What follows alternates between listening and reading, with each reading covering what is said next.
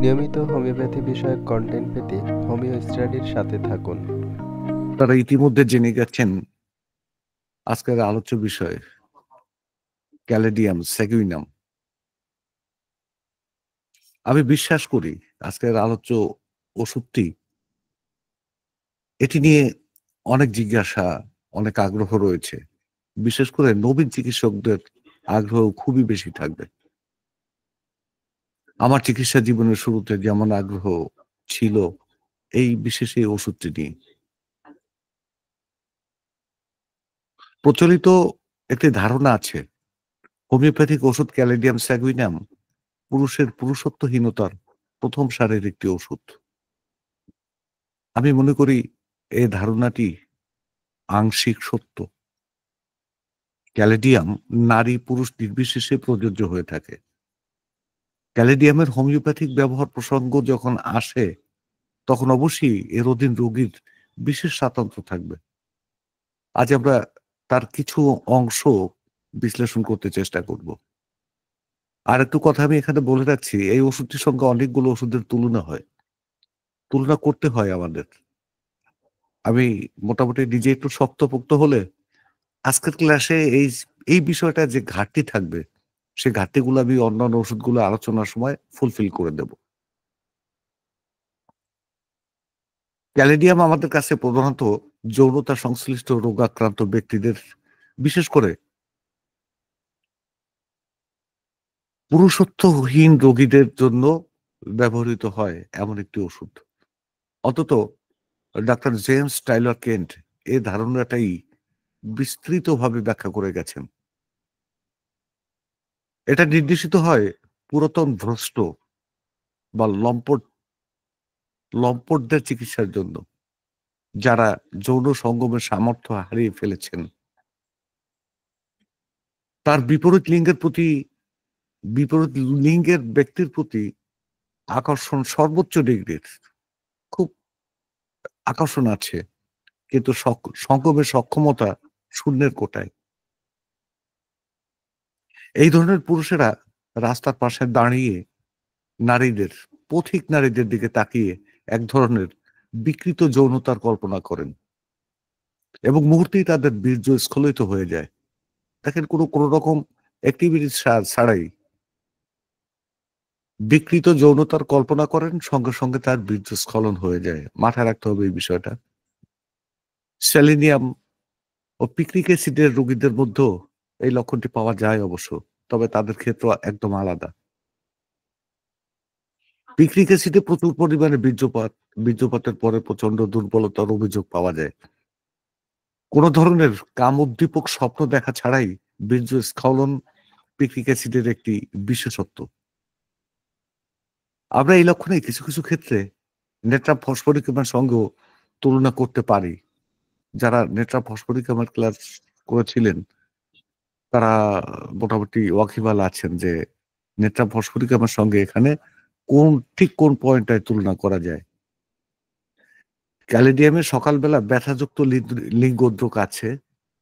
আমরা পিক্রিক অ্যাসিডেও এই লক্ষণটি পাই। প্রোস্টেট গ্ল্যান্ডের বৃদ্ধি। প্রাথমিক অবস্থায় পিক্রিক অ্যাসিড একটি গুরুত্বপূর্ণ ওষুধ হতে পারে। আমার চিকিৎসা জীবনের শুরুতে আমার হাতে ক্যালেডিয়াম নামক ওষুধটি অসংখ্যবার ব্যবহৃত হয়েছে। আমি আবার শুরুর কথা বলছি, এবং অসংখ্যবার ভুল প্রয়োগ বা অপপ্রয়োগ হয়েছে। দেখেন, খুব বেশি ব্যবহার করেছি, এবং সবচেয়ে বেশি যে অপপ্রয়োগ বা ভুল প্রয়োগ যে ওষুধ আমার হাতে হয়েছে তার মধ্যে ক্যালেডিয়াম একটা। এ নিয়ে দীর্ঘ এক অপরাধবোধ আমার মধ্যে কাজ করে। এতদিনের পরে এসেও আমি নিজেকে অপরাধী মনে করছি যে আমি এই ওষুধটা বহু রোগীকে আমি ভুলভাল ভাবে দিয়েছি। আমি মনে করছি আজকের আলোচনায় আমি যদি এই ওষুধটির সঠিক চিত্র ও সঠিক প্রয়োগ ক্ষেত্র তুলে ধরতে পারি মোটামুটি ভাবে, তাতে যদি নবীন চিকিৎসকেরা উপযুক্ত ক্ষেত্রে যথাযথভাবে রোগীর জন্য ক্যালেডিয়াম নির্বাচন করতে পারেন, তাহলে হয়তো কিছুটা হলেও অপরাধবোধের দায় থেকে আমি রেহাই পাবো। সম্মানিত উপস্থিতি, আমরা যে ভুল করেছি আপনারা সে ভুল করবেন না। এই উদ এই ম মা এই মানুষ থেকে, এই চিন্তা থেকে আজকে এই ক্যালেডিয়ামটা আমি আলোচনা করতে চেয়েছি। চলতি বছর শীতের শুরুতে শীত পড়া শুরুতেই আমি অনেকগুলো ক্যালেডিয়ামের রোগী পেয়েছি। এখনো পাচ্ছি। আজকেও একটা ক্যালেডিয়ামের রোগী আমি দেখেছি। শীতের শুরুতে এসব রোগী চিকিৎসকের কাছে যাওয়ার কারণও আছে। এটা আমরা বুঝতে পারি যে কারণটা হলো শীতের সময় অ্যা যেকোনো ব্যক্তি তার পার্টনারের খুব কাছাকাছি সান্নিধ্যে অবস্থান করে। তখন তার সেক্সুয়াল যে মানে আকাঙ্খা এটা তীব্র মাত্রায় চলে যায়। বাট শারীরিক অক্ষমতার জন্য এটা সম্ভব হয় না। সো তখন চিকিৎসকের কাছে যাওয়ার জন্য দৌড়াদৌড়ি শুরু করে। আমরা সামনের দিকে বিষয়টি স্পষ্ট করার চেষ্টা করব যে আসলে তাদের সমস্যাটা ঘটে কেমন? The main keynote for Caladium is insects, men with tremendous importance. Tremendous importance এর কথাটা বলছেন। এটা ভয়ংকর ধরনের পুরুষত্বহীনতা আবার ধর্মভঙ্গ। তার প্রবল যৌন আকাঙ্খা আছে, কিন্তু পুরুষঙ্গে একেবারেই নির্জীব ও অকেজো অবস্থা। বিশেষ করে এই অঙ্গটি ক্ষুদ্র হয়ে যেতে পারে, শীতল হয়ে যায়। বিশেষ মুহূর্তেও এটি সাড়া দেয় না, বিন্দুমাত্র সাড়া দেয় না। কোনো বইয়ে ক্যালেডিয়াম রোগীর ইম্পোর্টেন্স এর কথা বুঝাতে গিয়ে এইভাবে বলা হয়, তার পুরুষাঙ্গটি এমনভাবে পড়ে থাকে যেন একটি ছেঁড়া ন্যাকড়া ঝুলছে, যা কোনো ভালো কাজে ব্যবহারের অযোগ্য। এটি দিয়ে কোনো কিছু করা একেবারেই সম্ভব না। আর কেউ বিদ্রুপাত্মক ভঙ্গিতে বলে থাকেন, ক্যালেডিয়াম রোগীর পুরুষাঙ্গটি বিশেষ করে ক্যালেডিয়ামের ইম্পোর্ট ইম্পোর্টেন্সিতে যারা ভুগছেন, তাদের পুরুষাঙ্গটি কেবলমাত্র মূত্র ত্যাগের জন্যই উত্তম। যন্ত্রটি যৌনতার কাজে ব্যবহার করা পুরোপুরি অসম্ভব। এটি কেবল সঙ্গিনীর জৈবিক যন্ত্রণা বাড়াতেই পটু। একটু ক্রিটিসাইজ করে বা মজা করে বলে। কিন্তু এগুলো বলা ঠিক বলে আমি মনে করি না। কারণ যার রোগ আছে সে কষ্টটা বোঝে। যার সমস্যা আছে সে কষ্টটা বোঝে, কষ্টটা কিরকম। আপনি যদি ডাক্তার উইলিয়াম বোরিকের লেখা পড়েন বা পড়ে থাকেন, তাহলে নিশ্চয়ই জেনে থাকবেন কেবল ক্যালেডিয়ামের বৃত্তীয় বিষয়গুলো সেখানে উপস্থাপন করা হয়েছে। কিন্তু হোমিওপ্যাথিক চিকিৎসক হিসেবে আপনাকে প্রায় প্রতিটি ওষুধেরই মানসিক, আবেগীয় এবং অন্যান্য স্তরের খোঁজ খবর করতে হবে, জানতে হবে। Doctor James Tyler Kent caladium স্যাগুইনামকে একটি অদ্ভুত ওষুধ হিসেবে আখ্যায়িত করেছেন। তার lectures on homoeopathic materia medica একটা বই আছে। আর এটা আমার ধারণা যে এখানে যারা আছি আমরা যতজন আছি সবার কাছেই বইটা আছে। সেখানে লিখেছেন, তোমাদের কেউ এই ওষুধটি পড়ে বুঝতে চেষ্টা করেছ। কিন্তু এটি সঠিকভাবে বুঝে ওঠা কঠিন ব্যাপার। এই লাইনটা খুব মানে একটা দুরন্ত একটা বাস্তব একটা লাইন।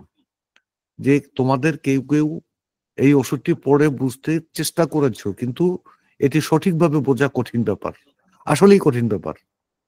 কেন কঠিন ব্যাপার? কালকে তারেক ইমাম সাহেব বলেছেন যে ক্যালি ক্যালি গ্রুপের ওষুধগুলো এতই যে আপনি রেপার্টারাইজেশন করে বা আপনি শুধু মেট্রিয়া-মেডিকা পড়ে বা লক্ষণ সমষ্টি নিয়ে আপনি কেলি রোগীর চিকিৎসা করতে পারবেন না। আর এই রোগীর চিকিৎসা করতে যাওয়া একটা বোবা মানুষের চিকিৎসা করতে যাওয়া সমান। বোবা মানে সে কানেও শোনে না, আর কথাও বলতে পারে না। এরকম বোবা। তিনি আরো বলেন, জেমস টাইলর কেন্ট তার লেকচারসেই বলেছেন, পরীক্ষাকারীরা হয়তো বুঝতে পারেননি কিভাবে তার লক্ষণগুলো বর্ণনা করা উচিত ছিল। মানে যাদের উপর প্রুভিং করা হয়েছে তারা বুঝতে পারেনি যে লক্ষণগুলা কি করে বর্ণনা করা উচিত ছিল। তারা তাদের মানসিক অবস্থাও বর্ণনা করতে পারেননি। কারণ সেগুলো ছিল অত্যন্ত অদ্ভুত প্রকৃতির। আমি একটা কেসে যাব। আমার একটা পেশেন্টের কথা আমি বলব। সম্প্রতি তাসলিমা নামে আমার এক রোগী তার অদ্ভুত কিছু সমস্যার কথা আমার কাছে বলেন। তিনি জানান তিনি হয়তো সকালবেলা কাউকে ৳৫০০ দিলেন। তাসলিমের কি অবস্থাটা কি? সকালবেলা কাউকে ৳৫০০ দিলেন।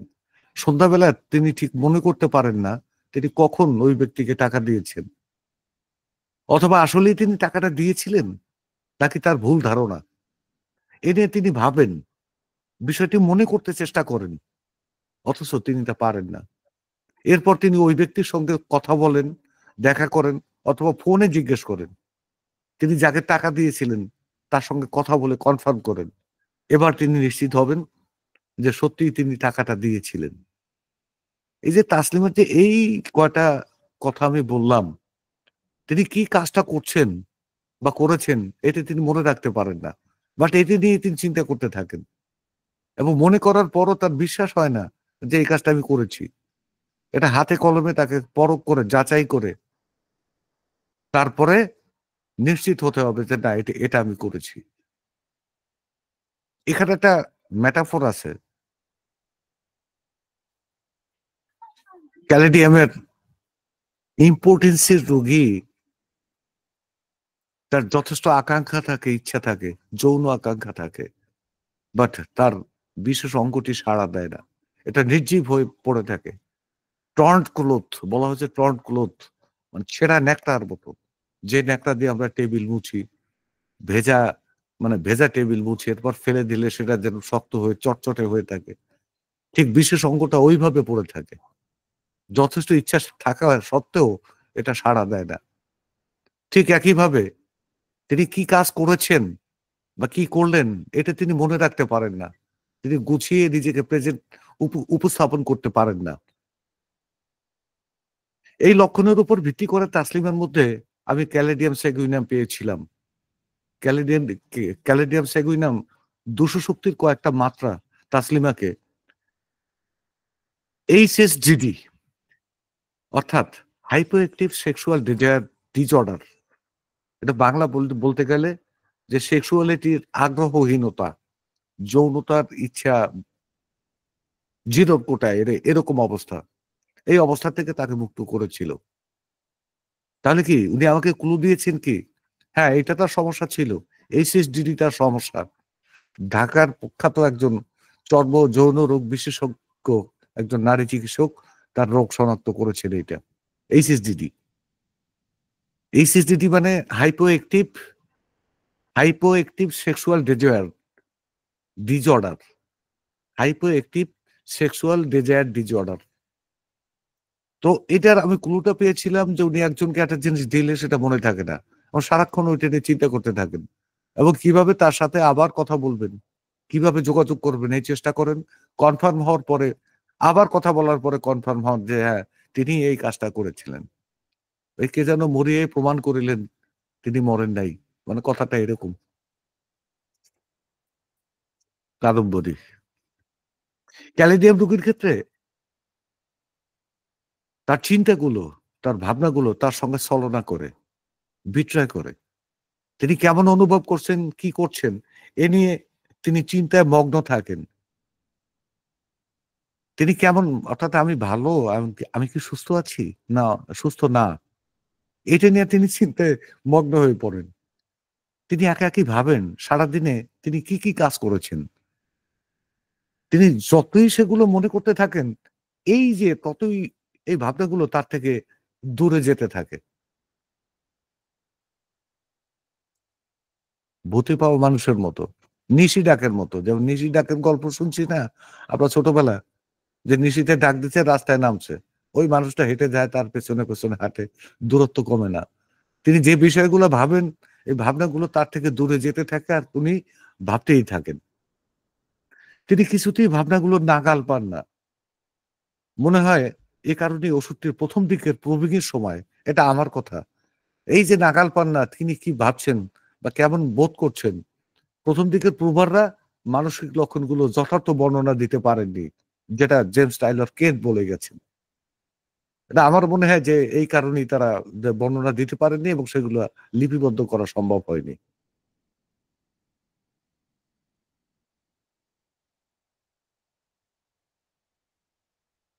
ক্যালিডিয়াম এই মানসিক স্তরটিকে, এই ওষুধটির এই মানসিক স্তরটিকে এক কথায় এমনভাবে বলা যায়, মনোসংযোগ শূন্য ভীষণ চিন্তাপরায়ণ। খুব চিন্তা করে। But he or she has no concentration in subject. খুব বেশি চিন্তা করতে থাকেন, খুব বেশি চিন্তা। কিন্তু ভীষণ চিন্তা করেন। কিন্তু তার কোনো কনসেনট্রেশন বা মনোসংযোগ থাকে না। তো ক্যালিডিয়াম হলো মনোসংযোগহীন ভীষণ চিন্তাপরায়ণ। আসলামুল হক নামে এক যুবকের টাইফয়েড জ্বরের এক পর্যায়ে ভীষণ মানসিক অবসন্নতা দেখা দেয়। ২ সপ্তাহ ধরে তিনি অ্যালোপ্যাথিক চিকিৎসা নিয়েও তার অবস্থার কোনো উন্নতি ঘটাতে পারেননি, উন্নতি ঘটেনি। আমার চেম্বারেই তিনি জ্বরের মধ্যে ঘোরে আচ্ছন্ন হয়ে পড়েছিলেন। তিনি বিড় করে কিছু একটা বলছিলেন। তিনি যা বলছিলেন সে ভাষা আমরা কেউ উপস্থিত যারা ছিলাম, উনার সঙ্গে যারা ছিল আ বা আমি কেউই বুঝতে পারিনি যে উনি কি বলছেন। আমরা টাইফয়েড আক্রান্তর রোগীর প্রাথমিক অবস্থায় ব্রাইমিয়া বা একটু বর্ধিত অবস্থায় ব্যাপটিসিয়া রোগীতে ঠিক যেমন অবস্থাটা পেয়ে থাকি। যে বিড় করে কিছু বলতে থাকেন কিন্তু কি বলেন সেটা নিজে জানেন না। অর্থাৎ অসংলগ্ন যে মানসিক অবস্থার একটা অসংলগ্ন অবস্থা। আস্তাবলের অবস্থাটা ঠিক তেমনই ছিল। কিন্তু ওষুধ দুটির পক্ষে শক্তিশালী কোনো লক্ষণ পাওয়া যায়নি। দ্যাট মিনস আমি তার জন্য ব্রাইনিও চিন্তা করতে পারি নাই, আর ব্যাপটিসিয়াও চিন্তা করতে পারি নাই। ওষুধটা দেবো ব্রাইনিয়া, ব্যাপটিসিয়া সেই সাপোর্টটা আমি খুঁজে পাইনি। আসলামুল হক একজন পেশাদার বাস চালক, বাস ড্রাইভার। স্বজনদের কাছ থেকে জানলাম তিনি মারাত্মক পর্যায়ে ধূমপায়ী। তিনি যতক্ষণ সজাগ থাকেন ততক্ষণ তার হাতে জ্বলন্ত সিগারেট থাকে। আমি তার জন্য ব্যবস্থা দিয়েছিলাম ক্যালিডিয়াম সেগুইনাম M2 ২ ঘন্টা পর, পর। ১ম দিন। পরের দিন ক্যালিডিয়াম M3 রোজ ৪ বার মানে ৬ ঘন্টা পর, পর। পরের দিন একই ওষুধ M4 রোজ ৩ বার মানে ৮ ঘন্টা পর, পর। ৪র্থ দিনে আবার আমার সঙ্গে দেখা করতে বললাম। ৪র্থ দিনে উনি আসেন নাই, ৫ম দিনেও আসেন নাই। ৬ দিন পর দেখা করা অর্থাৎ ৭ম দিনে দেখা করলেন আসলামুল। তিনি জানান তিনি এখন পুরোপুরি সুস্থ। তবে তিনি আমার কাছে আবদার করে বসলেন, আমি যেন তাকে আরো কয়েকদিনের ওষুধ দিয়ে দেই। তিনি কাজে যোগ দিতে যাচ্ছেন। ওই ৭ম দিনে উনি কাজে যাওয়ার জন্য প্রস্তুতি নিচ্ছেন। আসলামুলকে ক্যালিডিয়াম M10 পর্যন্ত দিয়েছি আমি। কিন্তু সাবধান করে বলে দিয়েছি, তিনি যেন আরো সপ্তাহখানেক পরে গাড়ি চালান। উনি আমার কথা মেনেছেন কিনা আমি জানি না। ১ সপ্তাহ অন্ততপক্ষে ৭ দিন ৭ থেকে ১০ দিন উনাকে আমি বিশ্রাম নিতে বলেছি। আপনারা বলতে পারেন অতিরিক্ত তামাক সেবনের ঘটনা আমাকে আসলামুলের জন্য ক্যালিডিয়াম দেওয়ায় উদ্বুদ্ধ করেছে। কারণ আমরা জানি যে তামাক সেবনের কুফল দূরীভূত করতে ক্যালিডিয়াম একটা অন্যতম ওষুধ। তবে বিষয়টি ছিল সুচিন্তিত। আসলামুল ছিলেন টিউবারকুলাস মায়াজমভুক্ত এবং ক্যালকেরিয়া ফসফোরিকামের রোগী। কিন্তু তার রোগের বর্ধিত অবস্থায় মায়াজম ভিত্তিক বা কনস্টিটিউশনাল ওষুধ দেওয়ার দুঃসাহস আমি করিনি। তো মায়াজম ভিত্তিক ওষুধ আসবে টিউবারকুলিনাম। আর কনস্টিটিউশনাল ওষুধ হলো তার ক্যালকেরিয়া ফসফোরিকাম। কিন্তু তার রোগটা টাইফয়েডটা এতই বর্ধিত অবস্থায় যে মানসিক অবস্থায় তার মানে সারফেজে সুপার সারফেজে আমি ক্যালিডিয়ামের মতো একটা মানসিক অবস্থা পেয়েছি। তাতে ক্যালিডিয়াম দিছি। কিন্তু তাকে রোগী হিসেবে নির্মল আরোগ্য দান করার জন্য যে দুটি একটা মায়াজেমেটিক এবং একটা কনস্টিটিউশনাল ওষুধ দেওয়া উচিত ছিল, দুটোর কাছাকাছি আমি যেতে পারিনি। আর উনি আমাকে সেই সুযোগটাও দেননি। আজকে এরকম একটা ঘটনা ঘটেছেন। মানে একটা ঘটনা ঘটেছে আজকে। আমাদের শ্রদ্ধেয় ডাক্তার একে মিজানুর রহমান স্যার ছিলেন। একটা আমরা ওই নিজেরা ছোটখাটো পরিসরে আ অনলাইনে একটা রোগী নিয়ে আলোচনা করতেছিলাম। আমি তো জানি স্যার ওষুধ সিলেকশন করে বসে আছেন। আমিও ওষুধ সিলেকশন করে বসে আছি। কিন্তু একটা পর্যায়ে আমার কাছে মনে হইল যে আরো একজন ছিল আরিফ বাজি স্যার ছিলেন। আ আরো মানে ২ জনে অন্ততপক্ষে একটা ওষুধ সিলেকশন করেছেন, আমরা ৩ জনে। কার্সিনোসিন।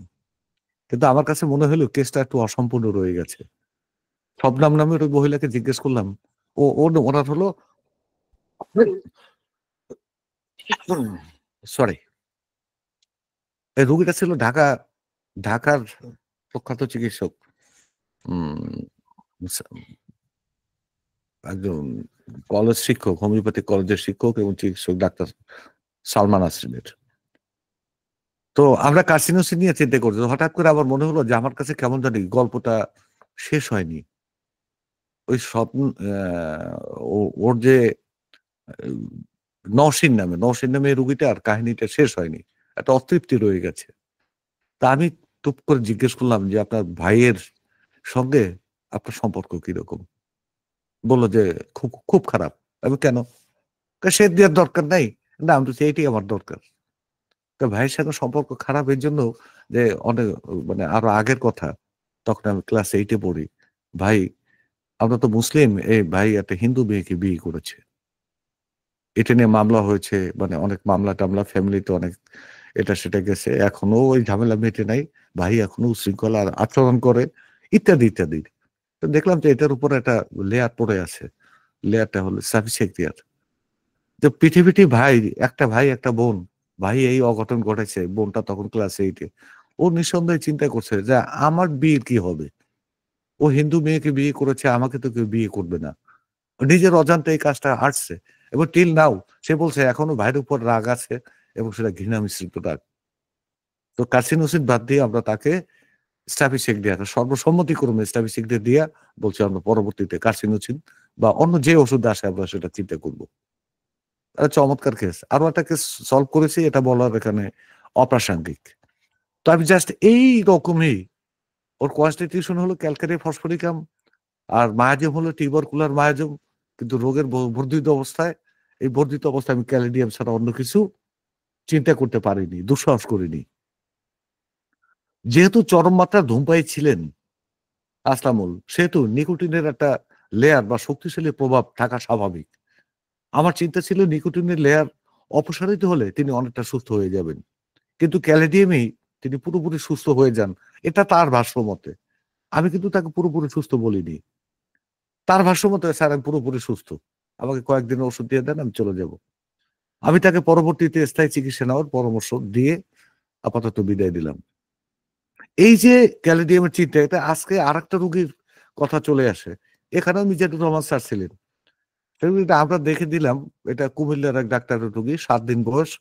এই বাচ্চাটা যখন মাতৃগর্ভে, তখন শেষ ১ মাস ১.৫ মাস ধরে ওর মায়ের ফ্লুইড সিক্রিয়েশন হচ্ছিল। মানে পানি ভেঙে যাওয়া যেটাকে বলে, এরকম ঘটনা ঘটছিল। তখন সংশ্লিষ্ট ডাক্তার হলো গিয়ে আ ডাক্তার মনজুর হাসান ভূঁইয়া। উনি আমাকে ফোন করে বললেন এই অবস্থায়। আমি বলছি যে, "আমি রুগীটা একটু দেখাইতে পারেন কিনা?" দেখে আমি তাকে বললাম যে, "নেট্রামিউর 200 সি পোটেনসি ১ টা কি ২ টা ডোজ দেন। আর কিছু দরকার নেই।" এটা দেওয়ার পর কন্ট্রোলে আসছে, কিন্তু কয়েকদিন পর বাচ্চা ডেলিভারি হয়ে গেছে। ৭ মাস। ৭ম মাসে বাচ্চা ডেলিভারি হয়ে গেছে। দেখেন ডেলিভারি এটা কিন্তু নরমাল, সিজারে হয়নি। ডেলিভারি হওয়ার পর এই বাচ্চাটা ইয়া মানে ওই চাইল্ড কেয়ার ইয়েতে ছিল, ইনসেনটিভ কেয়ার সেখানে ছিল। সেখান থেকে ২-৩ দিন হয় রিলিজ করছে। ওর রিপোর্ট হলো ওর হিমোগ্লোবিন পার্সেন্টেজটা খুব বেশি। কত 18 পয়েন্ট সামথিং এরকম। যেটা বাচ্চা হিসেবে আরো কম থাকার কথা। এই বাচ্চাটার একটা স্টিফনেস দেখা দিয়েছে ওর পায়ে। আরিফ নাজির স্যার ছিলেন ওই ফোরামটায়। মিজানুর রহমান স্যার ছিলেন। তো মিজানুর রহমান স্যার ডিক্লার দিয়ে দিছেন যে যেহেতু বাচ্চা বুকের দুধটা ঠিকঠাকভাবে পাচ্ছে, আমরা আপাতত এর কোনো ওষুধ না দিই। কয়েকটা দিন অপেক্ষা করি। এই পর্যায়ে আমি একটা পর্যায়ে বললাম, "দেখেন স্যার, এখানে আমি একটু জিনিস সংযোগ করি।" স্যার সদয় অনুমতি দিলেন এবং বললেন যে, "কি বলেন?" আমি বলছি, "এই বাচ্চার মায়ের অনেক ফ্লুইড সিক্রিয়েশন হয়েছে। অনেক জলীয় পদার্থ শরীর থেকে নেমে গেছে। শুধু মায়ের না, এই বাচ্চাটা তখন তার মায়ের গর্ভে। অতএব বাচ্চাও ক্ষতিগ্রস্ত হয়েছে। এবং এই কারণেই তার হিমোগ্লোবিনের পার্সেন্টেজটা বেশি, আমি যেটা মনে করি। এটা একটু চিন্তার বিষয়। এটা একটা মেটাফরিক বিষয়।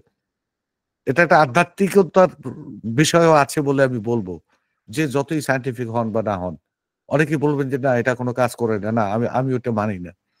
তো বললাম যে, "স্যার দেখেন, এই ফ্লুইড লস হইছে। বাচ্চার শরীর থেকেও তো ফ্লুইড কমছে। এবং এই যে হিমোগ্লোবিনের পার্সেন্টেজটা মাত্রার চেয়ে অনেক বেশি এবং প্লাটেলেট কম এবং হোয়াইট মানে হোয়াইট ব্লাড সেল দেওয়ার জন্য বলছে ডাক্তার।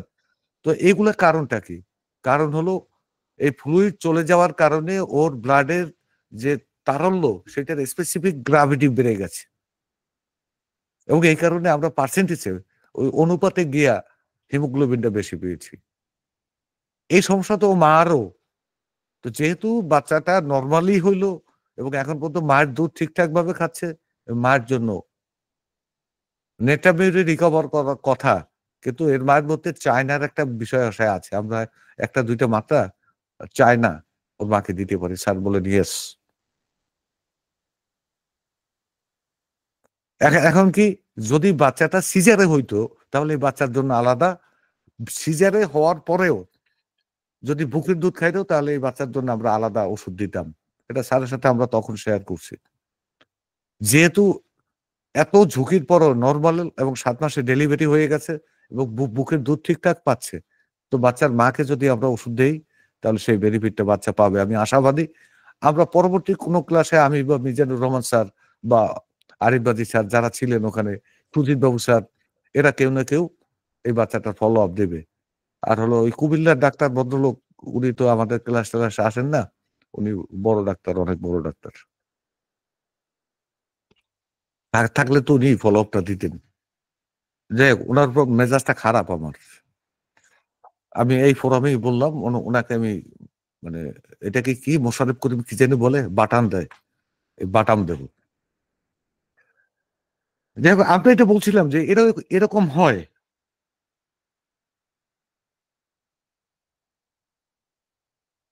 ক্যালিডিয়ামের আরেকটা নির্দেশক লক্ষণ হলো ডেজায়ার ফর টোবাকো, তামাকের প্রতি প্রবল আকাঙ্খা। তামাক সেবন বা তামাক খাওয়ার প্রবল ইচ্ছা। এই ওষুধের অধীন রোগীর সিগারেট খাওয়ার তীব্র ইচ্ছা থাকে। আপনি যদি এমন কোন রোগীর চিকিৎসা শুরু করেন, যিনি ইম্পোটেন্সিতে ভুগছেন, যার পুরুষাঙ্গ নির্জীব, ছেঁড়া ন্যাকড়ার মতো, অথচ সঙ্গমের প্রবল ইচ্ছা আছে, একই সঙ্গে তিনি সেই রকম মাত্রার বিড়িখোর বা তামাকখোর অথবা জর্দাখোর, তাহলে আপনার হাতে ১ম ব্যবস্থাপত্রে দেওয়ার মতো ১ম ওষুধটি আমি রিকোয়েস্ট করব অন্ততপক্ষে ২-১ পাত্রা ক্যালেডিয়াম স্যাগুইনাম দিয়ে নেন। বেনিফিট পাবেন। কিছুকাল আগে পর্যন্ত হোমিওপ্যাথিক চিকিৎসকরা যেমন অন্য ওষুধের প্রভাব নষ্ট করার জন্য রোগীকে ২-১ মাত্রা নাক্স ভূমিকা দিতেন। আমি এই ক্ষেত্রে বলব যে সেরকম বিড়িখোর তারেক স্যারের না, আমার মতো। ঐরকম বিড়িখোর হলে ২-১ মাত্রা দিয়ে নিতে পারেন। একইভাবে বিড়িখোর রোগীকে ক্যালেডিয়াম দেওয়া আ ওই নাক্স ভূমিকার মতো এটা মন্দ কিছু না। মনে রাখবেন ক্যালেডিয়াম এক্ষেত্রে আপনাকে কিছুটা হলেও বেনিফিট দিবে। রোগীর চিকিৎসাটা সহজ করে দিবে। কেননা ক্যালেডিয়াম খুব ধীরে হলেও একটা লেয়ার তৈরি করে। খুব তাড়াতাড়ি করে না কিন্তু খুব স্লোলি করে এবং এটা তো প্রান্তিক পর্যায়ের নার্ভ থেকে শুরু হয়, একটা লেয়ার তৈরি করে। এই লেয়ারটা সরিয়ে চিকিৎসা করতে পারলে উত্তম চিকিৎসা দেওয়া সম্ভব।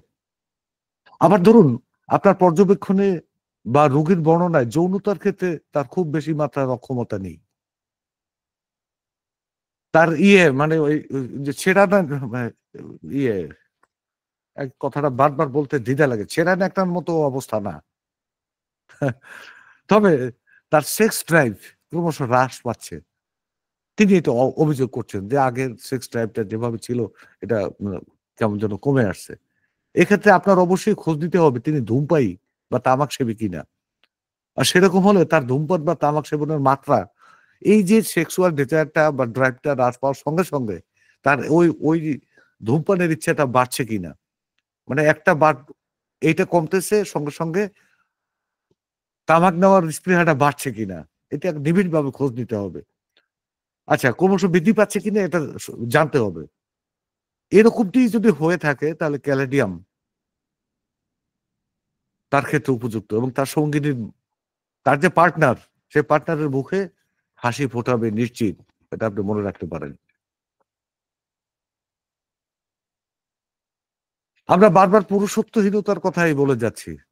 এখানে অনেক নারী শ্রোতা আছেন। আসলে বারবার পুরুষত্বহীনতার কথাই বলা ঠিক না। নারী শ্রোতা যারা আছেন তারা মনে করতে পারেন আজকের আলোচনার মধ্য দিয়ে আমরা বৈষম্যের শিকার হচ্ছি।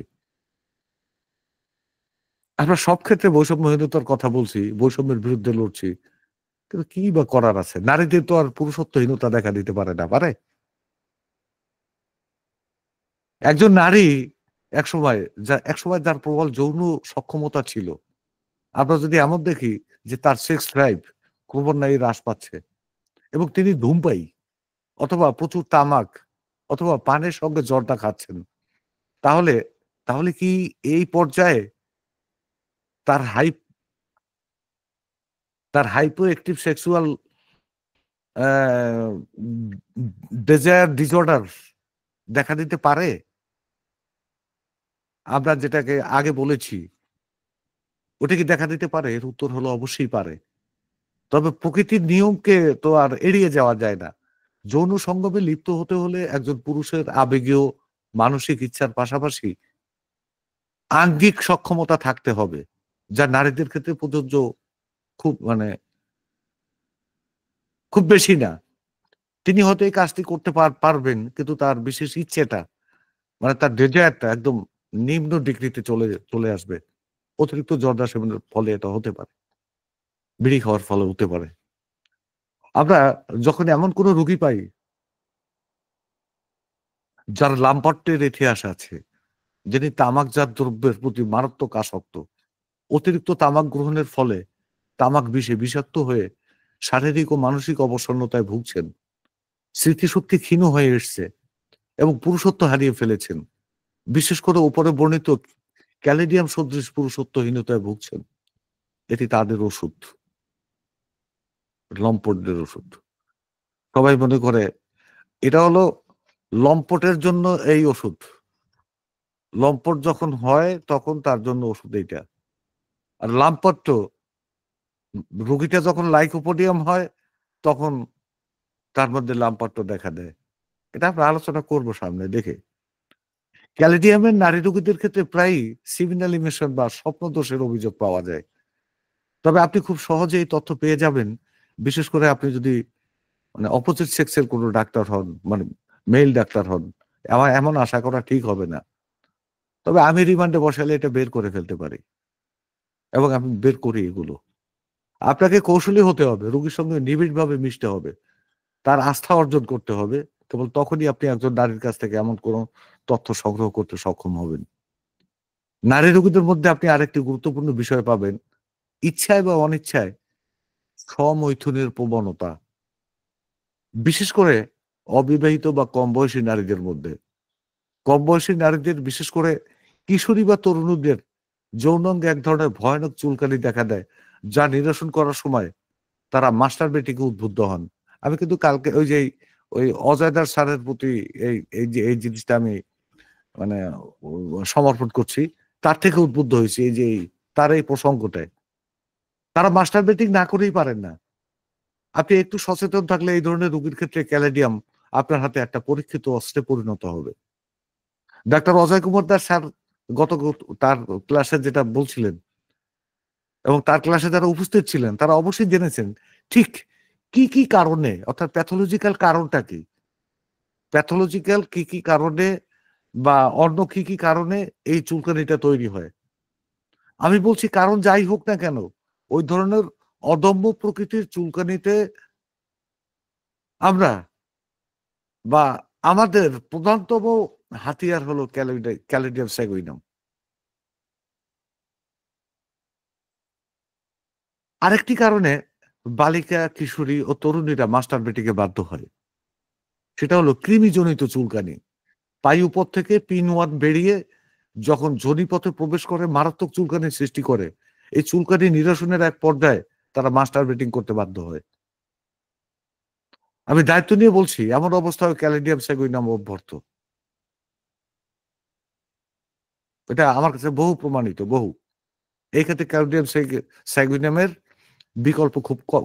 আছে, ওষুধ আছে কিন্তু এ চমৎকার কাজ করে। মনে রাখবেন যারা তামাক ও তামাকজাত দ্রব্য বেশি মাত্রায় আসক্ত, তামাক এবং জর্দা, সাদা জর্দা ইত্যাদিতে বেশি মাত্রায় আসক্ত।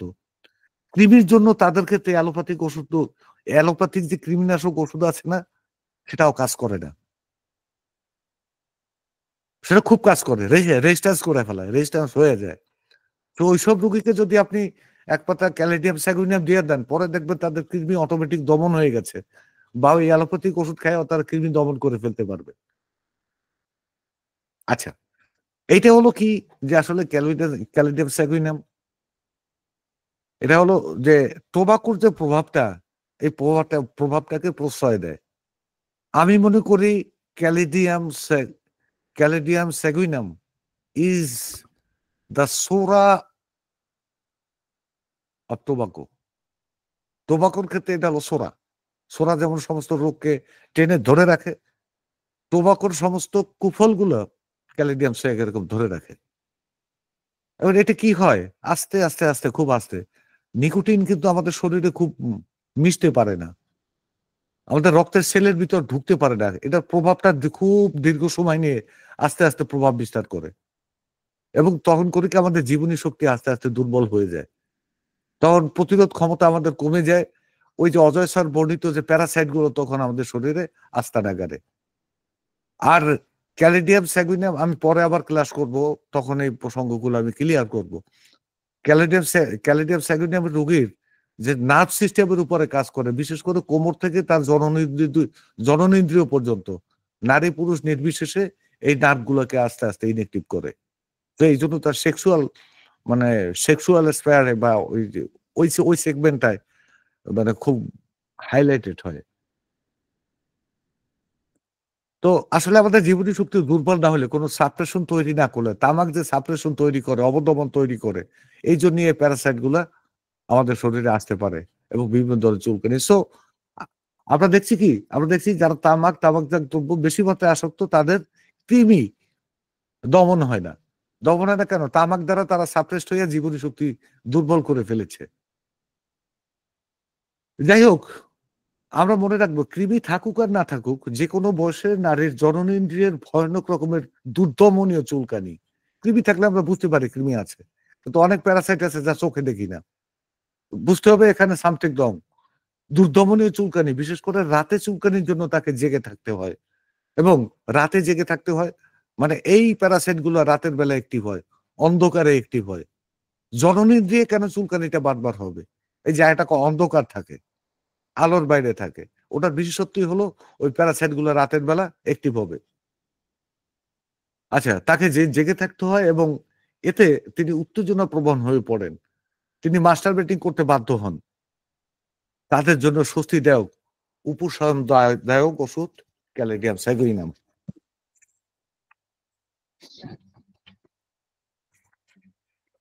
এই অতি সম্প্রতি ২ বছর বয়সী মান্তা সম্প্রদায়ের একটা মেয়ে শিশুর মারাত্মক প্রকৃতির ভ্যাজাইনাল ইচিং, ২ বছর বয়স মাত্র। মান্তা সম্প্রদায় বলতে মূলত আ আ মূল তার রোগটা নেট্রাম সালফিউরিকাম সদৃশ ছিল। কিন্তু আমি নেট্রাম সালফিউরিকাম ১ম ২ সপ্তাহে কোনো তার জন্য কাজ দেয়নি। বরং এতে তার যন্ত্রণা আরো বেড়ে যায়। আমি হতবিহ্বল হয়ে পড়েছিলাম। আসলেই আমি বিহ্বল হয়ে পড়েছি। মা আমার ওষুধ সিলেক্টেড কিন্তু কাজ করছে না। সুনির্বাচিত ওষুধ নেট্রাম সালফুরিকাম, রেজাল্ট 0। মান্তা সম্প্রদায় সম্পর্কে আপনাদের অনেকেরই ধারণা হয়তোবা নাও থাকতে পারে। আমি বলে নেই, এরা হলো বেদেদের মতো নৌকায় বসবাস করেন সপরিবারে। সারা জীবন এদের নৌকায় কাটে। নদীতে বড়শি দিয়ে মাছ ধরে কাছাকাছি বাজারে বিক্রি করে তারা জীবিকা নির্বাহ করেন। ওদের ঘর-বাড়ি সংসার সব নৌকায়। ১ম ফলোআপে আশানুরূপ ফল না পাওয়ায় আমি শিশুটির মায়ের মা অর্থাৎ নানির সঙ্গে দীর্ঘ আলোচনা করলাম। তার কাছ থেকে জানলাম দুগ্ধপোষ্য এই শিশুর মা মারাত্মক পর্যায়ের ধূমপায়ী। কিশোরী বয়স থেকে ওই বাচ্চাটার মা কিশোরী বয়স থেকে বিড়ি খায়। এমনকি শিশুকে বুকের দুধ খাওয়ানোর সময়ও তার ঠোঁটে বিড়ি থাকে। সে নিজে বিড়ি টানতে থাকে আর বাচ্চা দুধ খেতে থাকে। আমি নিশ্চিন্তে শিশুটির জন্য ব্যবস্থা নিলাম ক্যালেডিয়াম স্যাগুইনাম। এক জাদুকরী ঘটনা ঘটে গেল। একদিন না যেতেই শিশুটির নানু এসে জানালেন, ওর চুলকানি পুরোপুরি বন্ধ হয়ে গেছে। শিশুটির মাকে তামাক জাতীয় কোনো কিছু না খেতে নির্দেশনা দিয়ে পরবর্তী সময়ে তার চিকিৎসা করাতে বললাম। তো ক্যালিডিয়াম এমনই একটা ওষুধ যা অতি সহজেই মানবদেহের স্নায়ু ও মনকে প্রভাবিত করার সক্ষমতা রাখে। কেননা টোবাকো প্রভাবিত করে খুব স্লোলি। এবং টোবাকোর এই দোষটাকে তাড়াতে পারে খুব দ্রুত ক্যালিডিয়াম স্যাগুইনাম। আমি প্রায় একটা বিষয় দেখি, বিভিন্ন চিকিৎসকের ব্যবস্থাপত্রে ইম্পোর্টেন্সের জন্য ক্যালিডিয়াম স্যাগুইনাম দেওয়া হচ্ছে এবং সেটা অতি নিম্ন শক্তিতে। বেশিরভাগ সময় মাদার টিংচার। আমাদের এগুলো থেকে সাবধান হওয়া উচিত। এই ধরনের ওষুধগুলি কোনো অবস্থাতেই নিম্নক্রম ব্যবহার করা উচিত না। কেন ক্যালিডিয়াম সেগুইনিয়ামের প্রবীণ লক্ষণটা যদি কারো মধ্যে দেখা দেয় সেটা দূর করা কঠিন হয়ে যাবে। জেমস টাইলর কেন্ট লিখেছেন তামাক জাতীয় দ্রব্য খাওয়ার জন্য অনিয়মিত হৃদস্পন্দন, ট্রাকিকার্ডিয়া এবং তামাকের কুফলে সৃষ্ট স্নায়বিক উপসর্গগুলোর জন্য ক্যালিডিয়াম সুনির্দিষ্ট হতে পারে। আমি অনেক ট্রাকিকার্ডিয়া এবং হৃদস্পন্দনের রোগী আমি ভালো, ভালো ফলাফল পেয়েছি। আরেকটা বিষয় বলবো, সামনে আসবে। আমার পয়েন্ট আউট করা আছে।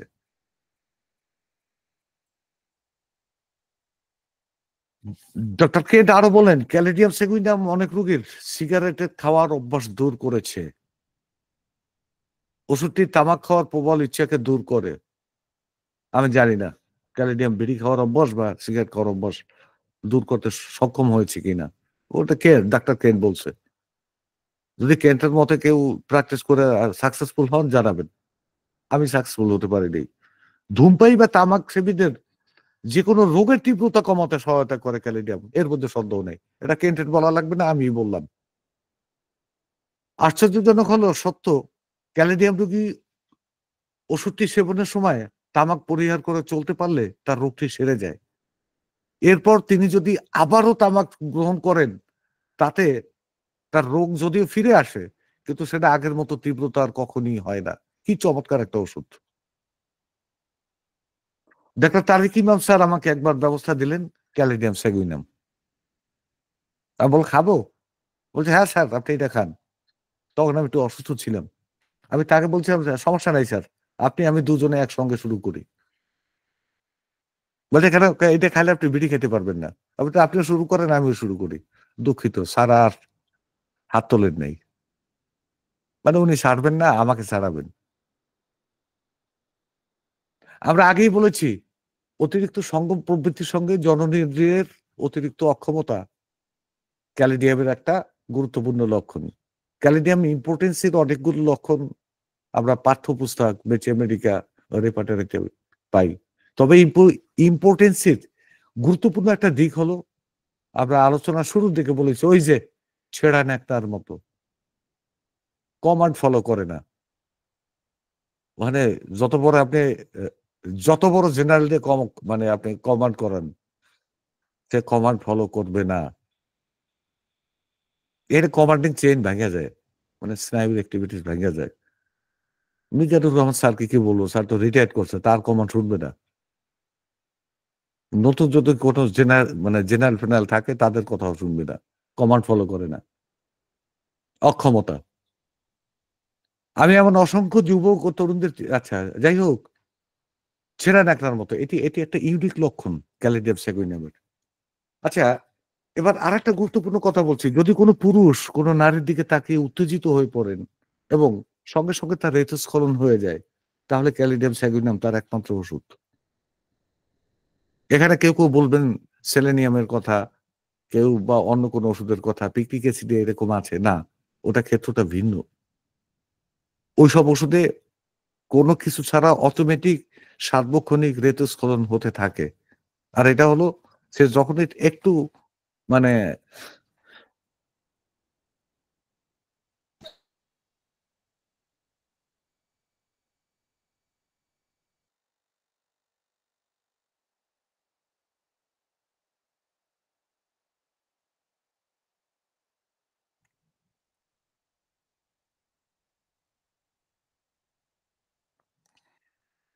দুঃখিত, আমাকে একটু বন্ধ করতে হয়েছিল, কাশি আসছিল।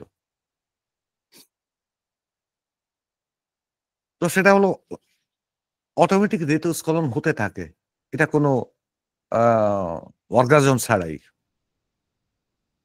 কিন্তু এই যে ক্যালিডিয়ামের কথা বলছি, যে যখন মানে সে বিপরীত লিঙ্গের কারো দিকে, অর্থাৎ কোনো নারীর দিকে তাকান, সঙ্গে, সঙ্গে তার হৃদে মানে তার বীর্যস্খলন হয়ে যায় এবং সেটা অর্গাজম সহকারে। মুহূর্তের মধ্যে। আমি এমন অসংখ্য যুবক ও তরুণের চিকিৎসা সফলতার সঙ্গে করেছি। এই একটা মাত্র ওষুধ দিয়ে। যাদের অভিযোগ ছিল এরকম যে তিনি হয়তো রাস্তায় দাঁড়িয়ে একজন নারী শিক্ষার্থী তার সামনে দিয়ে হেঁটে চলে গেলেন। এতে তিনি ভীষণ উত্তেজিত হয়ে পড়লেন এবং তার সিমেন সিক্রেশন হয়ে গেল। ক্যালেডিয়াম এদের একমাত্র বান্ধব। অন্ডকোষের উপর দীর্ঘদিনের চুলকানিযুক্ত উদ্ভিদ যা কোনো ওষুধে নিবৃত্ত হয় না। এমন ক্ষেত্রে ক্যালেডিয়াম সেগুইনাম রোগী ও চিকিৎসক উভয়ের বান্ধব হবে। কেন কোনো চিকিৎসক ভালো করতে পারে না। আপনি একমাত্র ক্যালেডিয়াম দিয়ে ভালো করে দিলেন। ভালো করবেন মহান, মহান আল্লাহ। কিন্তু আপনি হাততালি পাইলেন। বিভিন্ন হোমিওপ্যাথিক গ্রন্থে সেলেনিয়ামকে ইম্পোর্টেন্স এর গুরুত্বপূর্ণ ওষুধ বলে ব্যাখ্যা করা হয়েছে। আমরা এর আগে ক্যালেডিয়ামের অপপ্রয়োগ সম্পর্কে বলেছি। একইভাবে সেলেনিয়াম ওষুধটির ব্যাপক অপপ্রয়োগ হচ্ছে। এটা আমি মনে করি। সামাজিক যোগাযোগের মাধ্যমের পাতায়, পাতায় দেখি বিভিন্ন ব্যক্তি, বিভিন্ন প্রতিষ্ঠান সেলেনিয়াম 3x সম্পর্কে জানতে চান। উল্লেখ্য বাংলাদেশ, ভারত সহ বিভিন্ন দেশের হোমিওপ্যাথিক ওষুধ কোম্পানি ওষুধটির 3x কে ইম্পোর্টেন্স এর একটা পেটেন্ট ওষুধ হিসেবে প্রচার করছে। আবার অনেক বিজ্ঞ হোমিওপ্যাথিক চিকিৎসকের ব্যবস্থাপত্র আমি এই ওষুধের এই একই শক্তি লিখতে দেখেছি। আমার মনে হয় এগুলো থেকে সবার বেরিয়ে আসা উচিত। এই এর দ্বারা কেউ বেনিফিটেড হয়েছে বলে আমি মনে করি না। আমাদের এইগুলো থেকে বেরিয়ে আসা উচিত।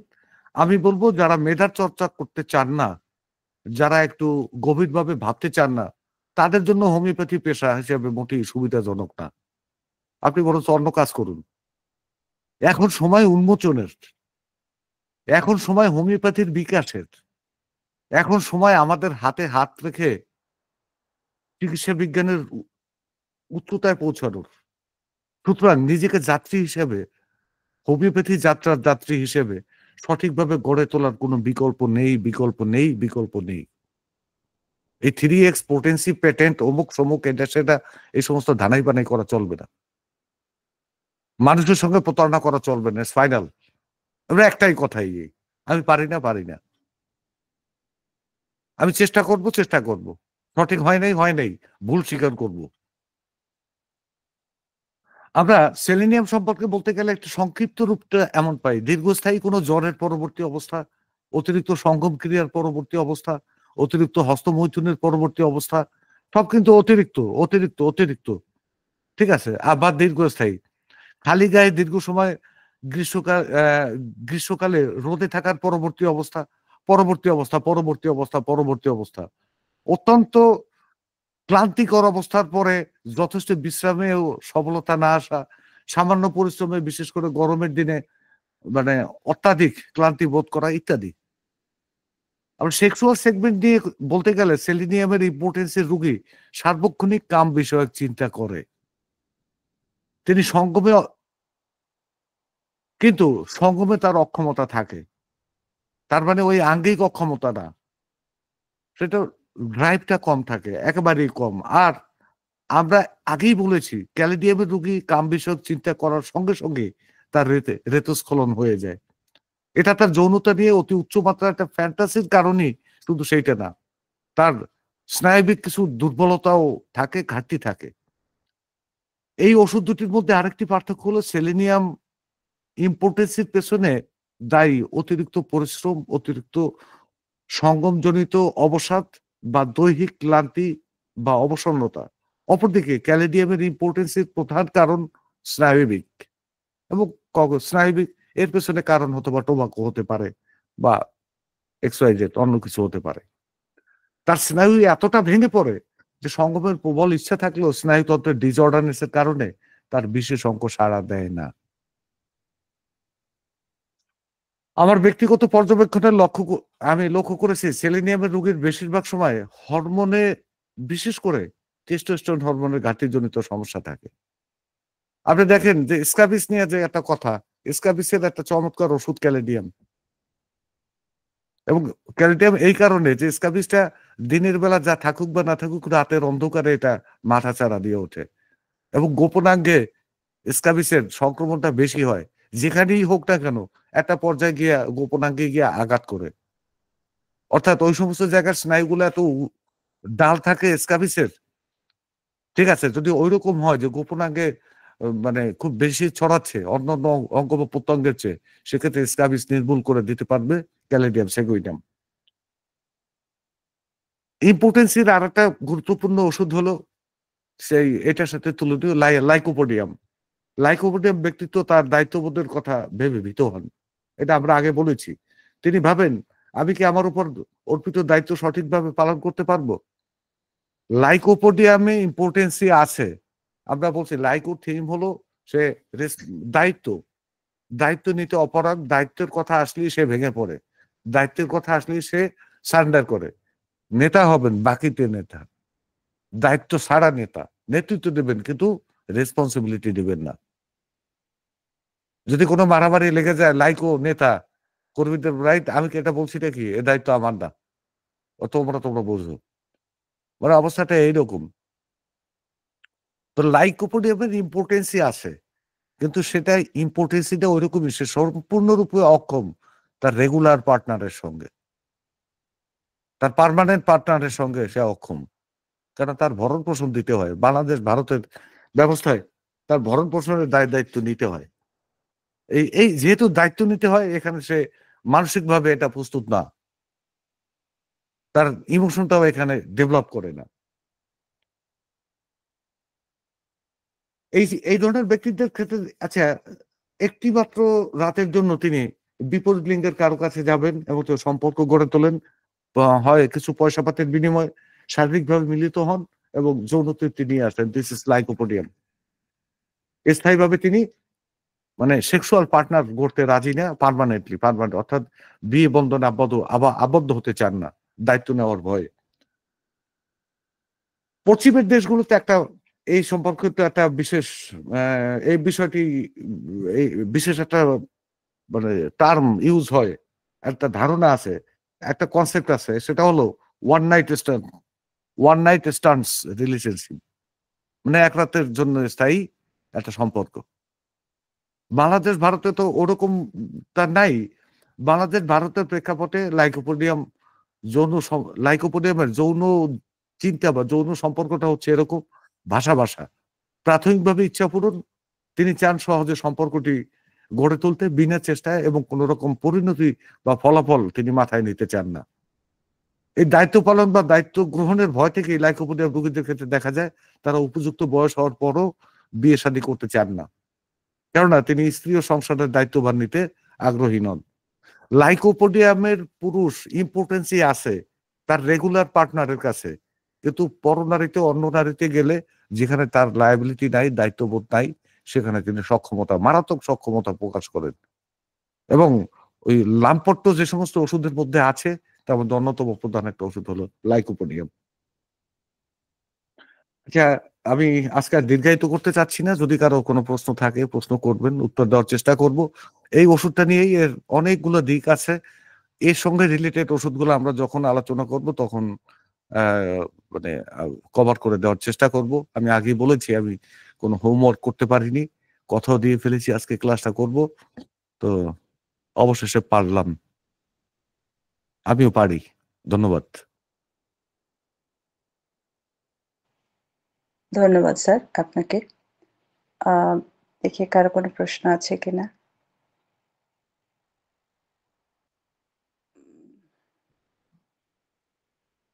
স্যার হ্যান্ড রেজ করেছেন বাদশাহ হোমিও হল। আপনার প্রশ্নটি করুন। বাদশাহ হোমিও হল, আপনি হাত তুলেছেন।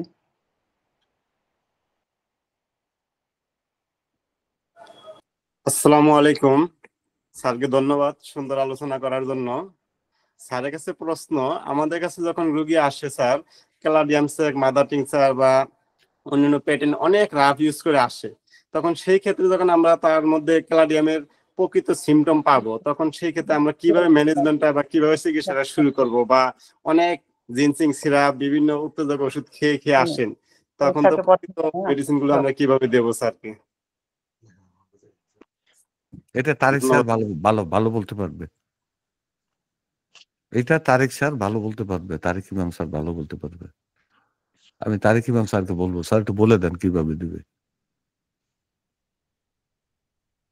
বিষয়টা হলো আমি স্যার আমি আপনি বলতে মনে হয় চাই- ভালো পারবেন স্যার, আমার স্যার তারেক স্যার একটু বলেন, আমি ফাঁকে একটু মানে পানি খাই, এই জন্য বলছি তারেক স্যার ভালো পারবে। প্রশ্নটা কি স্যার? হ্যাঁ, ওই প্রশ্ন আবার করবে। স্যার প্রশ্নটা আমার হলো যে আমাদের যারা আমরা প্র্যাকটিস করি, আমাদের কাছে তো অনেক রোগী আসেন যারা অনলাইন দেখে, ইউটিউব দেখে, বা বিভিন্ন রকম হোমিওপ্যাথিক ডাক্তার যারা করেন, তারা বিভিন্ন রকম পেটেন্ট এবং মাদার টিংচার, জিনসিং সিরাপ এগুলো ব্যবহার করে করে রোগীকে সাময়িক উপশম দিয়ে থাকেন।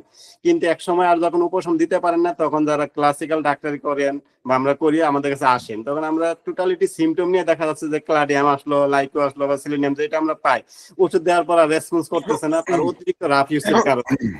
আসলে সেই ক্ষেত্রে আমরা রোগীর লোককে কিভাবে ম্যানেজমেন্ট দেব বা কিভাবে কি করা যায়, আপনাদের অভিজ্ঞতা আলোকে যদি বলতেন। প্রথম অ্যান্টিডট হচ্ছে স্যাকারাম অফিসিনালিস। ক্যালাডিয়ামের সবচেয়ে বড় অ্যান্টিডট হচ্ছে স্যাকারাম অফিসিনালিস, অথবা আখের যদি জুস পান, এটা ফার্স্ট অ্যান্টিডট। ঠিক আছে, ইক্ষুরস আহ, ইক্ষুরস ইক্ষুরস। হ্যাঁ, আর একটা হচ্ছে ক্যাম্ফোরা আছে, আর হচ্ছে ক্যাপসিকাম। ক্যাপসিকাম ক্যালাডিয়ামের খুব ভালো অ্যান্টিডট। কেমন, এতটুকুই। আর স্যার টিবুলাসটি কি ইক্ষুগন্ধা? ইক্ষুগন্ধায় কি টিবুলাসটি? না, ইক্ষুগন্ধা না, ইক্ষুগন্ধা না, না, ইক্ষুগন্ধা না। ইক্ষুগন্ধা অন্য জিনিস। ঠিক আছে, এই এতটুকুই বলতে পারবো। আর হচ্ছে যে ক্যাপসিকাম খুব ভালো অ্যান্টিডট ক্যালাডিয়ামের। সুগার ক্যান খুব ভালো, সুগার ক্যানের জুস খুব ভালো, অথবা সুগার ক্যান থেকে যেটা হয় সাধারণত আমাদের রেমেডি, ওটা হচ্ছে স্যাকারাম অফিসিনালিস বা স্যাকারাম অ্যালবাম, একই জিনিস, যদিও পাওয়া যায় না, রেমেডিটা কষ্ট, ওইটা হইতে পারে আর কি। Thank you. আপনার কাঁচামরিচের ভর্তা খাইতে বলবেন, এক কথায় শেষ। স্যার আর কোনো হ্যান্ড রেজ দেখতে পাচ্ছি না, আমরা মেসেজ অপশনে যাই।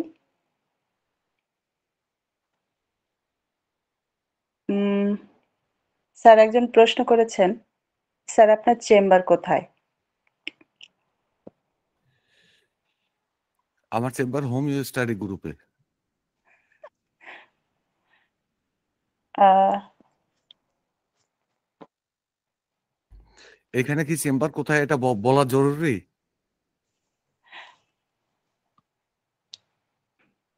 আমার চেম্বার পটুয়াখালীর গলাচিপা উপজেলায়, পটুয়াখালী জেলা গলাচিপা উপজেলায়, উপজেলা সদরে। স্যার ইদ্রিস আলী, উনি জানতে চেয়েছেন স্যার শক্তি ও মাত্রা একটু বলবেন।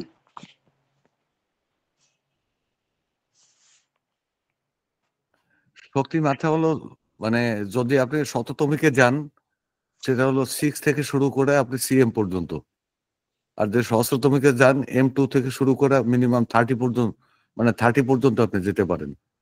তারপরে চিন্তা পড়ে, আর 30 পর্যন্ত যখন আপনি দিতে পারবেন, তখন আর শক্তি মাত্রার প্রশ্ন আপনার মধ্যে থাকবে না ইনশাআল্লাহ।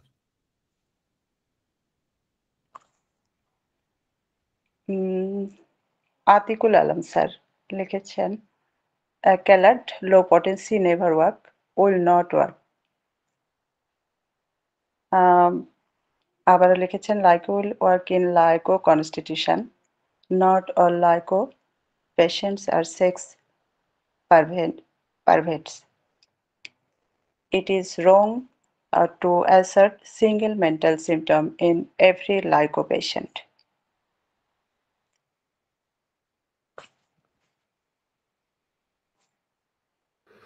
এটা সিঙ্গেল মেন্টাল সিমটম আমি বলেছি শুধুমাত্র, এটা হলো কি ইম্পর্টেন্সের ক্ষেত্রেই বলেছি। লাইকোর ইম্পর্টেন্সিটা কেমন হয় এবং কি কারণে হয়। এটা অন্য কোনো টোটাল লাইকোকে আমি বোঝানোর চেষ্টা করিনি।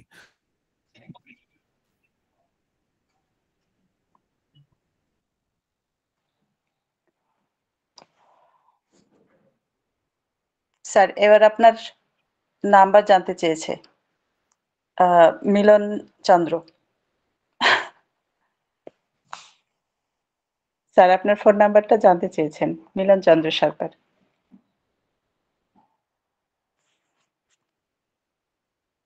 সিদ্দিক ভাই স্যারের নাম্বারটা দিয়ে দিবেন। আর কোনো প্রশ্ন নেই, আমরা এবারে সংযোজন পর্বে যাই।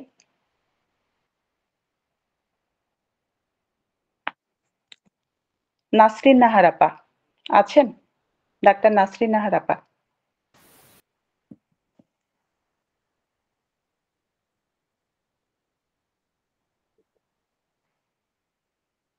ডাক্তার নাসরিন নাহার সম্ভবত নেই। আমরা এবারে ডাক্তার এ.কে.এম. মিজানুর রহমান স্যারকে কিছু বলার জন্য অনুরোধ জানাচ্ছি। ধন্যবাদ ম্যাম। স্যারকে অনেক অনেক ধন্যবাদ।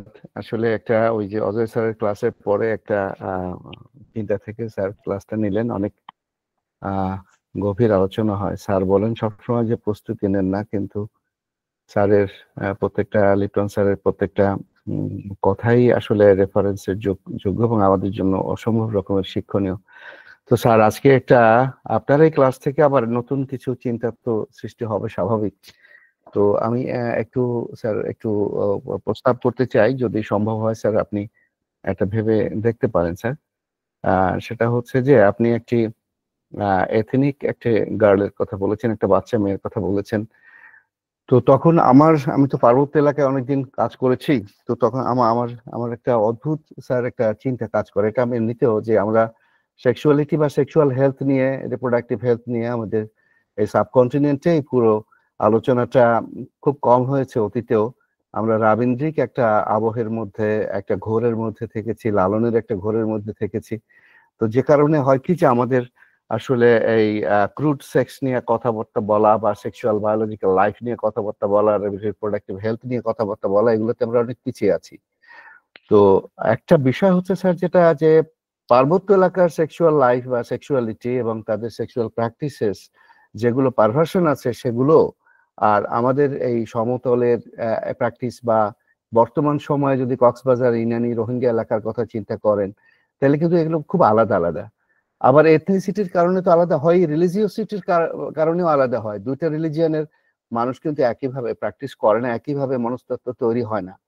তো সেক্ষেত্রে স্যার আসলে আমরা যারা হোমিওপ্যাথ, আমরা যেহেতু স্যার আমরা ন্যাচারাল লজ এর উপরে ভিত্তি করে আমরা একটা পেশেন্টকে দেখি, মানুষ হিসাবে দেখি, প্রকৃতির একটা অংশ হিসাবে দেখি। তো সেই কারণে স্যার আমাদের যারা এখন স্যার এই যে ভিতলকা স্যার এই যে ইয়াটাই পড়লাম, যে এই যে আপনার ক্যালাডের ব্যাপারে তার যে লেখা টেখা, সেখানে কেন্ট কেন্ট করতে করতে উনিও অস্থির। তো এখন ওনারা তো একটা সোসাইটির মানুষ, সেই সোসাইটিতে স্যার যেরকম ভাবে এই বিষয়গুলো ছিল বা সেই সময় যেরকম ভাবে ছিল, আজকের এই একবিংশ শতাব্দীতে এসে আসলে sexual feeling, biological behaviour, reproductive health, এর সবকিছু ছাড়া মারাত্মক একটা পরিবর্তন হয়ে গেছে।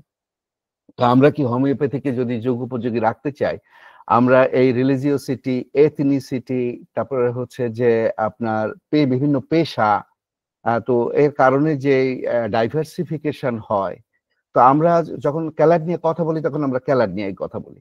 তো আসলে আমাদের হোমিওপ্যাথদের এই যে ফোকাস গুলো তৈরি করার দরকার, যেটা ছাড়া আপনাদের মধ্যে দীর্ঘ অভিজ্ঞতায় তৈরি হয়েছে, আপনাদের কথায় আপনাদের অভিজ্ঞতার নির্যাস যখন আমরা নেই, তখন আমরা বুঝতে পারি যে আপনাদের সমৃদ্ধ একটা অভিজ্ঞতা আছে।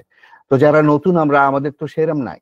তো সেক্ষেত্রে আমাদের এই ফোকাসে আমি মনে করতে চাচ্ছি যে কালচারাল ডাইভার্সিফিকেশনের কারণে যেই সেক্সুয়াল বিহেভিয়ারে চেঞ্জ হয় এবং মেডিসিনও চেঞ্জ হয়ে যায়, যেহেতু হোমিওপ্যাথি প্রকৃতির সঙ্গে যায়, কনস্টিটিউশনের সঙ্গে যায়, মনস্তত্ত্বের সঙ্গে যায়, সেই কারণে স্যার হোমিওপ্যাথির পরিভ্রমণটা একটু অন্যরকম।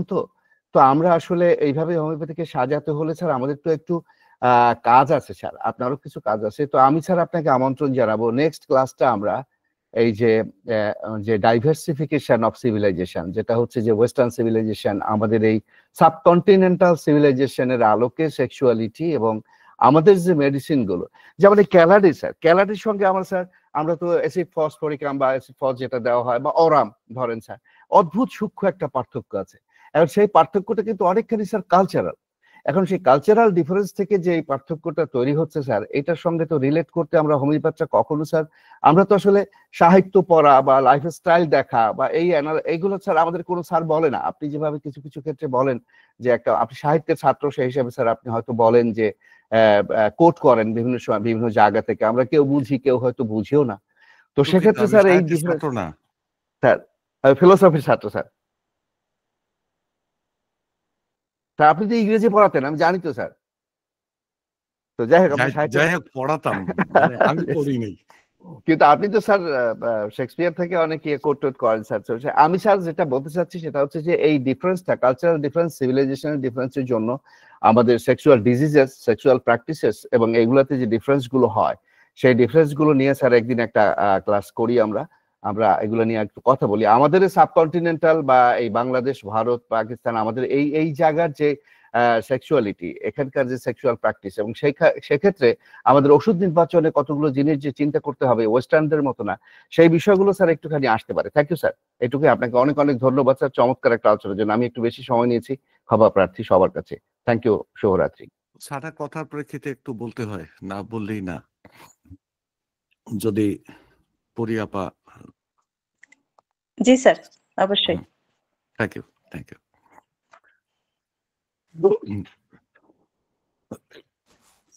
একটা চমৎকার কথা বলেছেন। আমরা হলাম সো কল সেকুলার। এই সেকুলারিজমকে লালন করতে গিয়ে আমরা রবীন্দ্রনাথকে মানে হৃদয়ে ধারণ করেছি, কিন্তু আমরা যে রক্ত মাংসের মানুষ এই জিনিসটা আমরা ভুলে যেতে শুরু করেছি।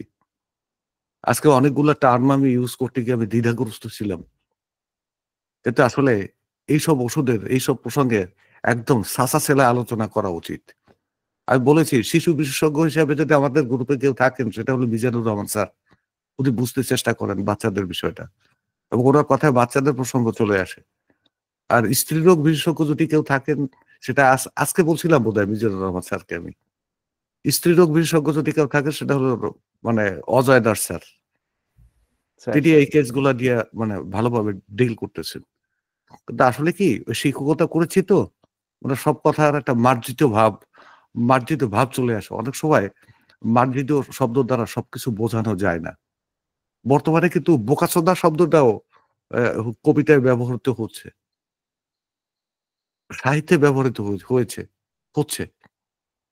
তো এটা দ্বারা যে মনের যে ঝালটা মানে ঝাড়তেছে, এই ঝালটা ঝাড়ার অন্য কোনো শব্দ নাই। আমি আমার কোনো বন্ধুকে বা আমি আমার নিকট কাউকে আমি বললাম, ধুর শালা! এই ধুর শালা যে বললাম, এটা রাবেন্দ্রিক ভাষায় আমি কি করে বোঝাবো? আমার জানা নাই। সৈয়দ মুস্তফা আলী জানতেন কিনা আমি জানি না। মিজানুর রহমান স্যার জানতে পারেন হয়তোবা যে ধুর শালার এটার বিকল্প কি আছে?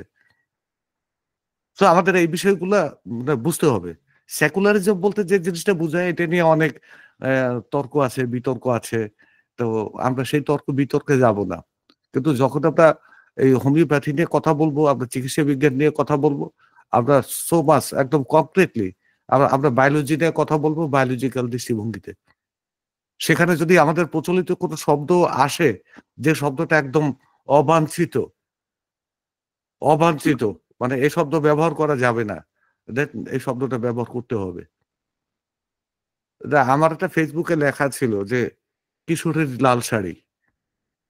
আমি এটা কয়েকবারই রেফারেন্স টেনেছি যে একটা বাচ্চা মেয়ে মানে কত মানে 13-14 বছর 14-15 বছর বয়স, ওর ট্রিটমেন্ট করতে গিয়ে ওর দাদি বারবার বলতেছে এই মাগিরে গত 36 মাসে মানে চৈত্র মাসে, গত 36 মাসে ওরে লাল শাড়ি কিনে দিছে একটা। ওই একবার যে পরে থুইছে আর ওই শাড়ির দিক ফিরতেই চায় না। এই কথাটা 5-7 বার বলছে। তারপর মাথায় টনক ধরলো, কি রে ইনি বারবার এই কথা বলে কেন? তার মেয়েটা সরাই দিয়ে বলছে, আপনি কি বলছেন? কয় স্যার বুঝেন নাই? বুঝতে না আমার সাথে ভান ধরছেন। একটা লোকাল ভাষায় বলতেছে। আমি কই না বুঝি নাই কি? আপনি ওরে বারবার বকতেছেন কেন?